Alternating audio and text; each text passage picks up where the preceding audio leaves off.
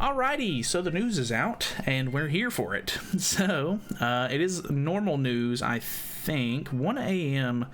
is 4 a.m. my time, so I probably won't be doing live summons as soon as the update drops, because I don't stay up this late anymore. But I probably will be doing live summons. I know a lot of people aren't really going to be interested in summoning for this character. I completely understand that, but I'm kind of just in the boat right now where I would like to have at least one copy of each character, whether or not they're, good or bad. So that way I don't have to worry about getting them sometime in the future. So I'm going to try to get her 1/6. That's all I really need. Hopefully I don't have to go to the 600 mark, because that would be devastating. But if I do, I asked for it. So I will be doing live summons. I'll probably try to do it sometime in the morning whenever I wake up. So if you want to subscribe and catch the live summons or whatever, that'll be around like 12ish, maybe 1ish my time on Tuesday, which is technically tomorrow, but on the 19th Eastern Standard Time. But either way, we are getting the new Diane. It's kind of a letdown. I think that she's a very interesting character. I really like PvE characters, so I was super excited to see her at first. But the more that she's been out, the more that is, it really does kind of come to your attention that, she's not necessary. For example, like, she does make it a lot easier, which is something that I want. But, the more people that don't summon for her, the harder it's going to be to use her, because you want to run her on both teams when you're fighting the original demon. If you don't know, she's a deathmatch only unit. So you're basically only going to be using her for Hell Howlix or Hell OG Demon, which is great because OG Demon is new, and making that easier and consistently, like, being able to 3-turn it would be super nice.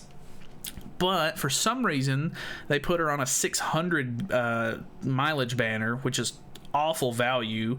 There are a bunch of other sort of like seasonal exclusive characters. It's a really bad time to release this too, because we just got leaks that there's going to be a assault mode Estarossa coming out after this banner for JP and KR. Obviously it's just a leak at the moment, but the guy who leaked it is very reputable, so I'm assuming we'll actually see that in the next week or two. Because JP should be getting it relatively soon. So not really good. I don't really recommend you summon for this character.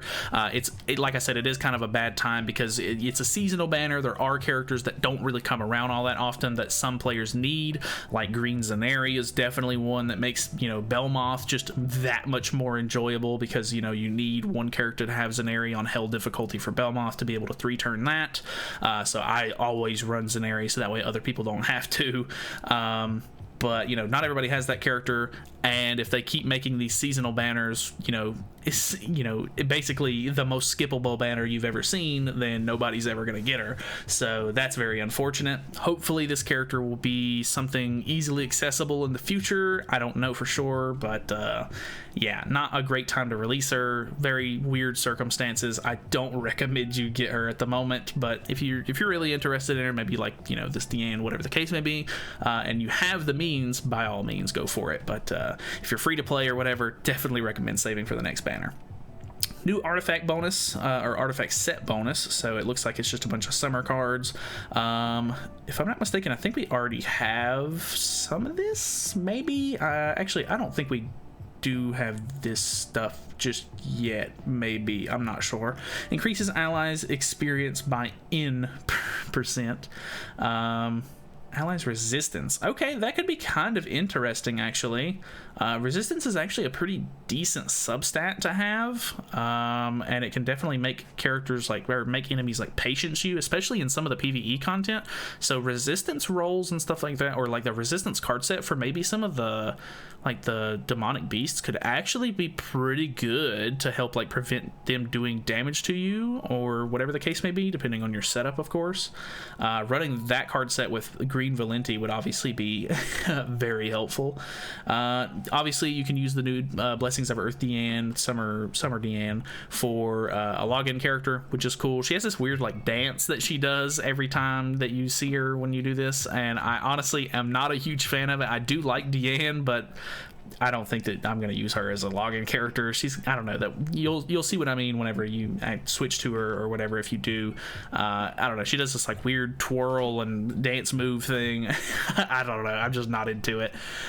Sunny Vacations cosmetic sets are coming out for Festival Merlin and the new I don't necessarily think that this is supposed to be Bloody Elizabeth, but everybody calls her that.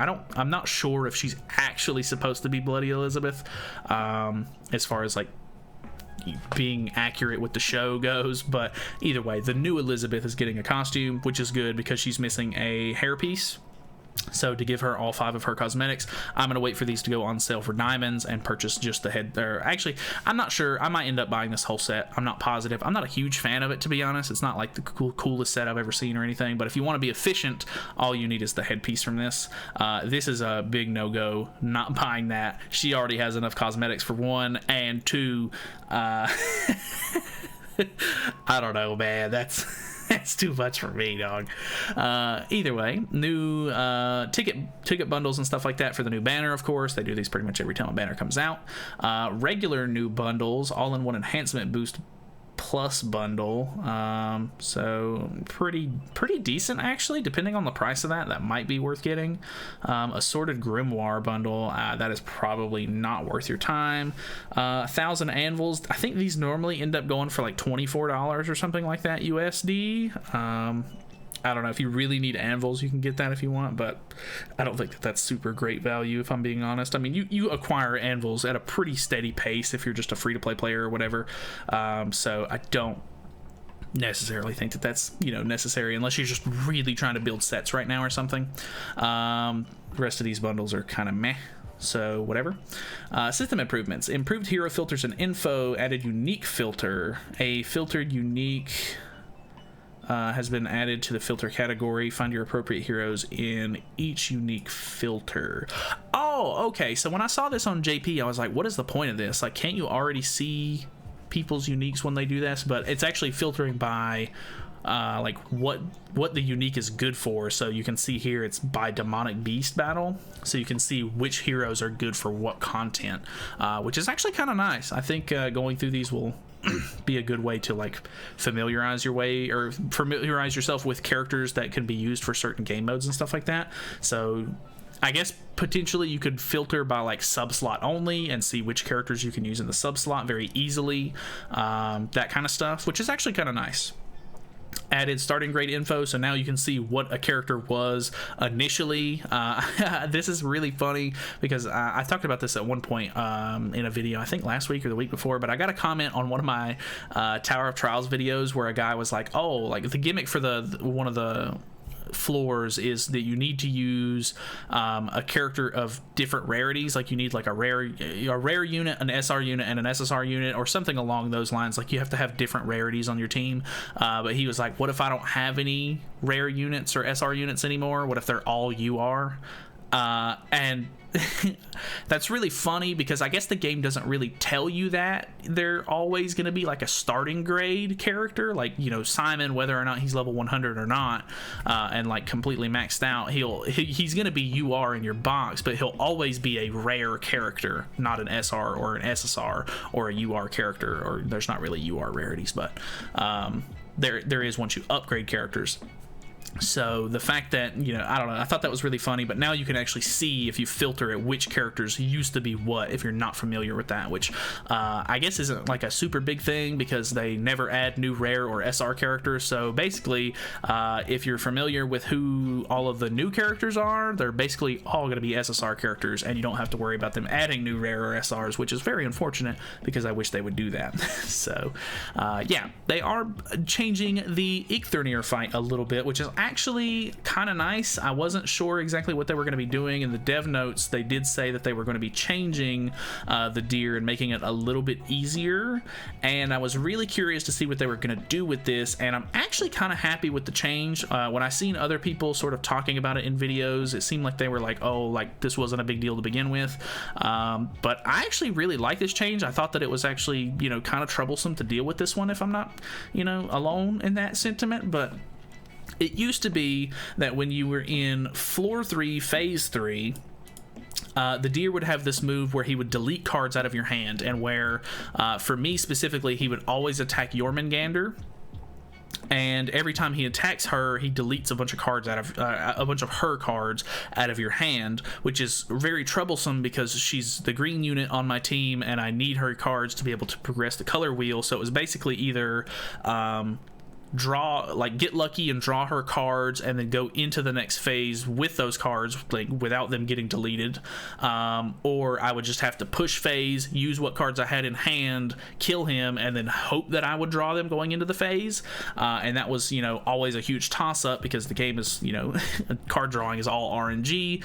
So now they have actually removed that. They don't delete cards anymore off that card. It just fills the deer's ultimate move gauge instead. So he'll be able to get his ultimate a little bit easier, but from my experience, I really don't think that the demonic beasts like ultimates are super troublesome for the most part. Like I never end up most of the regular cards that they end up doing more damage than their ultimates do for me personally with my experience. So I'm okay with this change completely. I think that this will cut down on a lot of like RNG of having to, you get to the last floor, you're making your way through, and then your run is completely killed because you don't pull a card because all of that character's cards got deleted, and then RNG just won't let you draw anything else for them. So I think that'll help out a lot for that. So I'm actually kind of happy with that change.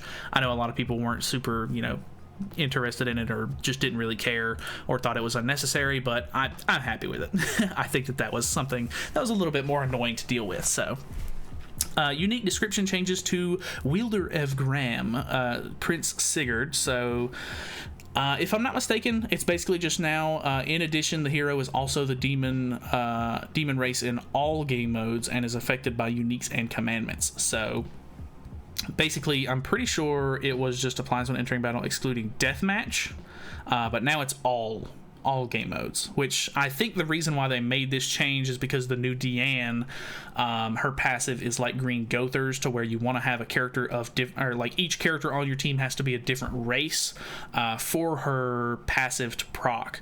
So I don't know who is running Sigurd in OG Demon, but if you were, you might have to worry about him being human and demon meshing with Melee being a demon already, or whatever the case may be. So yeah, I guess that's fine, whatever, not a huge deal. Others, change the recommended equipment basic settings from Onslaught and Iron Wall to Life and Iron Wall. Okay, so that's from attack defense to HP defense for what specifically? I don't know. The system will now save your previous settings when changing your equipment through the repeated change tool, improve the UI and accessibility of select number of animations from the drawing through the number ticket in the bingo event. Okay, that's fine. Fix some bugs, which is nice, of course. Summer check-in event, so we get 35 diamonds from this and a couple of SSR pendants, which is really nice, of course. So obviously free diamonds are always a nice get, so can't really complain there. Summer World Quest, so there is going to be a just a small side story that they introduce for the summer update. I think they do this pretty much every year. You just get a bunch of just random sort of rewards for that, which is fine if you really want them. These boxes you actually get through doing that, which actually has a pretty decent chance of getting some better rewards. Like I don't think any of these are really bad, except for maybe the UR chests and maybe the Awakening Stones. I would take the rest of this. Maybe the patrol tickets are kind of bad as well, but aside from these three, you have a 3 in 12 chance to get something bad, which, I mean, you have a chance to get 10 diamonds, so I guess, that's not too bad. Sea Furniture, of course, for the summer stuff. I think this has already been in the game before, so if you missed out on this, maybe you want this kind of thing. This one's probably the most valuable, I guess, the record player. It makes it to where it is a 100-minute increase for death matches, so if you don't already have like a death match extending tavern piece, this will actually make it to where your death matches last longer, so you're not super pressed to do them as soon as you summon them, which is actually really nice. So I definitely recommend you pick up that one, if any of them. And then Century Beach, what is this? Just an event stage. So you just get diamonds for doing these, which is nice. Really can't complain too much about that. Get up to 10 free diamonds. so that's actually kind of nice as well, just giving out some free diamonds, which is great. Bingo rewards are all pretty standard. You actually get some of the card packs for the new card set, which is good. And you could get those from just the regular sort of things, and then the ones where you select the number through that. I'm not a huge fan of the bingo ones, but it's okay. We also get Event Boss Gloom back. It seems like there's going to be maybe a lot to deal with during this update. Just a lot of stuff to like worry about like each day, but maybe it won't be too bad. But either way, you get some cosmetics for Truth Seeker Merlin, which is nice, the Summer Merlin. I know that that's another reason why some people might be wanting to summon on this new Diane's banner, is because the Summer Merlin is also on there. So that's going to be kind of unfortunate if you get forced to sort of, you know, skip. Clear rewards are kind of nice. You get some diamonds there, and you can only clear it 3 times a day, which is also kind of annoying. And then the Golden Sand Beach set, so it looks like all of the old school summer outfits are getting added back. I don't really think that any of these are worth getting unless you maybe need costume sets for if you don't have the regular SSR Merlin cosmetics maxed out. Like if you don't have all of her UR cosmetics. Gother's obviously still pretty usable, but the rest of these characters are pretty old and outdated. All of these are festival units, so you might need these, but I feel like at this point they've given out decent amount of cosmetics, and you probably already have max cosmetics for these 3 festivals, so not sure if you need those or not. If you end up getting any of the Valentine's Day characters, you will be able to buy those cosmetic sets, which is good. You need those if you want the set bonus, which is very unfortunate because that means you have to pull the character and buy cosmetics just to have the bonus active, which is really dumb in my opinion, but I've already done that a long time ago, so I don't really have to worry about it at this point. Still not happy about it though. New battle event, of course, which is fine, and then all of the old stuff is going to be going away. So if you haven't got Freyr yet, he is leaving. Step up missions are also leaving, so make sure that you do those. I know that some of them are kind of weird. I think one of the last ones is like defeat a demonic beast, which is not super easy for especially newer players, or you know, people who haven't really like gone for that sort of undertaking yet. But yeah, definitely recommend trying to finish as much of those as you can, and then it looks like some of the bundles are going to be going away as well, so pick those up if you need to. Quite a lengthy patch note, if I'm being honest. A little bit more than I was expecting. I'm glad that she still has this cool like effect going. I'm assuming this is supposed to be a golden sands effect, but it looks kind of weird here. Maybe it will be different color, I'm not sure. But either way, interested in the character. I know that it's not the greatest to summon for, so I don't really recommend you do that if you're, you know, gonna watch your diamond count and everything, especially going into this next big banner. So yeah, I guess that is pretty much it for me. Thank you guys so much for watching. Hopefully you guys enjoyed the video. Feel free to subscribe if you have not already, and I will see you guys in the next one.